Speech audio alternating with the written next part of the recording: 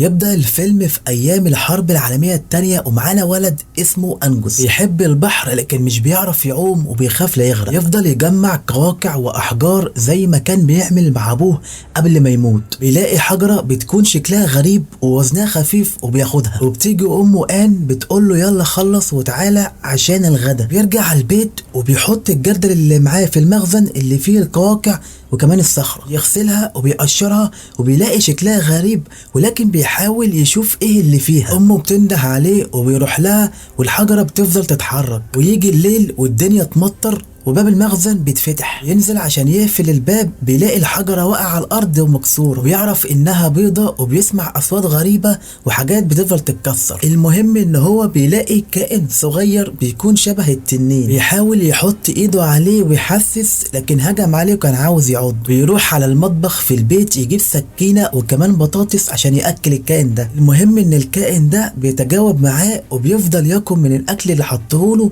وبيفضل يحسس على دماغه. هو بيأكله بيتفاجأ ان هو مجروح، بيجيب علاج عشان يعالجه وبيروح البيت ينام عشان امه ما تعرفش حاجه. وتاني يوم بتيجي كتيبه من الجيش للبيت بتاعه، هو بيجي النقيب هاملتون بيقول لها معلش احنا هنعسكر هنا شويه وانا واخد اذن من جوزك، وجوزها ده كان صاحبه على فكره. وانجوس بيروح المخزن بيلاقيه قالب الدنيا، بيلاقيه بياكل في البياده بتاعه ابوه وبيمسكه وبيفضل يزعق له. وراح جاب له سله كبيره مليانه اشجار واكل كتير وفضل مبسوط ويلعب وياكل. يسميه كروز وبيمسك كتب الحيوانات يدور عليه لكن مش بيعرفه، ولما بيخلص اكل بيجي يمسكه يحس ان هو ناشف وممكن يتكسر، وتجيله فكرة ان هو يحط في السلة وبينزل عليه مية وبيكون مبسوط وبيفضل يلعب. بيكون فرحان بيه جدا ومبسوط. وامه بتقول للويس عامل البيت الجديد نظف المخزن كويس لان ابني معاه حاجة غريبة ومش عارفة ايه هي. بيكون باين عليه الخوف وبيروح ينظف ويشوفه انجوس، والعامل طلع السلة اللي كان فيها كروز وانجوس جري عليه ولكن ما كانش موجود فيها. وقال له انت بتعمل ايه في المخزن بتاع ابويا؟ قال له ده شغلي امك جايباني هنا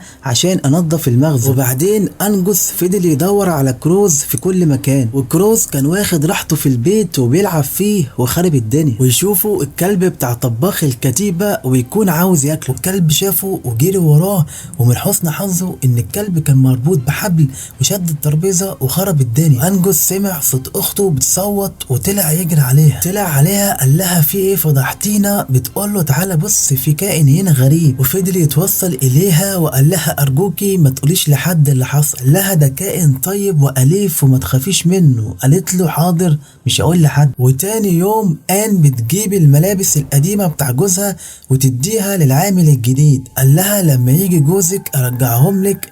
فبتقول له لا ده غرق ومات. قالت له انجوس مستني ابوه وما يعرفش ان هو مات. وقالت له اطلع فوق عشان تنظف الحمام. ولما طلع فوق انجوس واخته ما كانوش عاوزين يخلوا العامل يشوفوا كروز، لكن شافوا قال لهم ده حصان البحر. مين اللي جابه هنا؟ هو احنا لاقيين حصان عادي عشان نلاقي حصان البحر؟ قال لهم لا ده حيوان اسطوري ونادر جدا وهو ذكر وانثى في نفس الوقت، ولما بيكبر بيبيض بيضة واحدة بس وبعدها يموت. يفضلوا يتكلموا لحد ما امهم تيجي ويتوصلوا اليه ان هو ما يقولش لامهم، وفعلا بيسمع كلامهم ومش بيقول لها. ولما خرجوا بره حكوا لها انهم كانوا بيساعدوه في تنظيف الحمام. الكتيبه كانوا عاملين عزومه في اخر اليوم. انجوس بيطلع من الحمام ويسيب الباب مفتوح، يطلع كروز وراه والكلب يشوفه، والمره دي ما بيكونش مربوط. يرصدم ويقف قدامه انت فين من زمان؟ ده انا نسيت طعم اللحمه. بيجري وراه وكل ما بيجري بيكسر كل حاجه قدامه، ده يجري والتاني يجري وراه. يجروا ورا بعض لحد ما دخلوا المكان اللي فيه العزيمه. كروز نزل من تحت السفره والكلب طلع من فوق وخرب الدنيا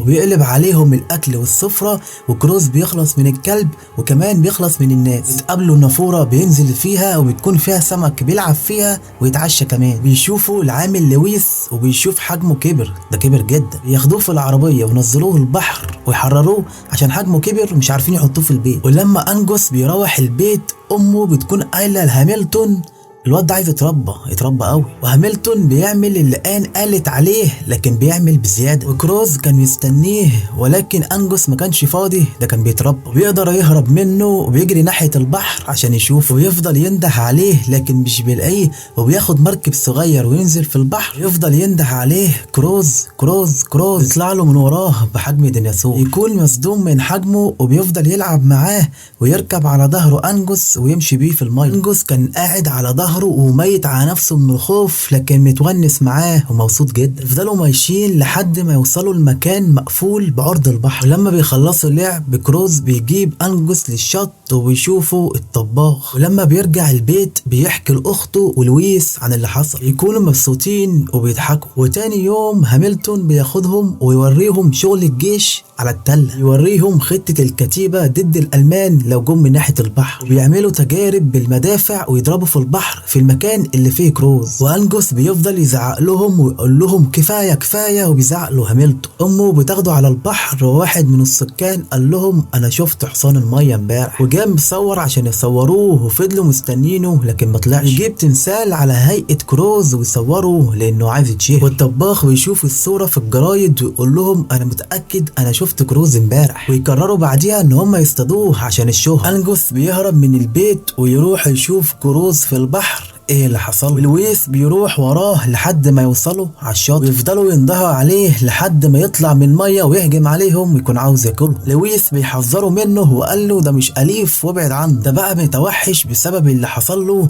وبيعصب انجوس ويمشي. الطباخ وصاحبه طالعين بيدوروا على كروز عشان يصطادوه، بيطلع عليهم وبيكون معصب جدا، وبيتصلوا بالكتيبه ويقول لهم احنا اتهاجمنا حضروا الصواريخ. كروز بيقلب المركب وبيكون عاوز ياكل الطباخ، وبينده عليه عشان يسيبه وبينزل للميه وكان هيغرق. كروز بيطير الطباخ وراح على انكوس عشان ينقذه، وتيجي امه وهاملتون ويشوفوا كروز وبتصدم. تيجي المدافع تتضرب على البحر بسبب البلاغ اللي عمله الطباخ للكتيبه. كروز بيحس بالخطر وبياخد انجوس على ظهره وبيجروا، بيركب على ظهره عشان يرشدوا للطريق ويطلعوا من منطقه الخطر. وبسبب الجو الممطر والجو الصعب ده هاملتون مش بيقدر يتكلم معاهم عشان يوقفوا الضرب. جنود في الابراج بيقولوا دي غواصه المانيه بتهجم علينا، وانجوس بيكون خايف جدا وهو راكب عليه وبيرموا عليه الصواريخ وكمان الشبك عشان يوقفوا كروز. وبتيجي امه آن وكمان هاملتون عشان ينقذوه. انجوس بيسيب كروز يروح وبيروح لهاملتون وامه آن عشان ينقذوه. كروز بياخد نفس عميق وبينزل يغطس تحت وبيطلع طلعه جامده جدا، بينزل على الشبكه ومن قوه النزله بياخد الابراج اللي كان فيها الجنود معاه. كروز بيسيبهم ويمشي في البحر بعد ما دمرهم وكسرهم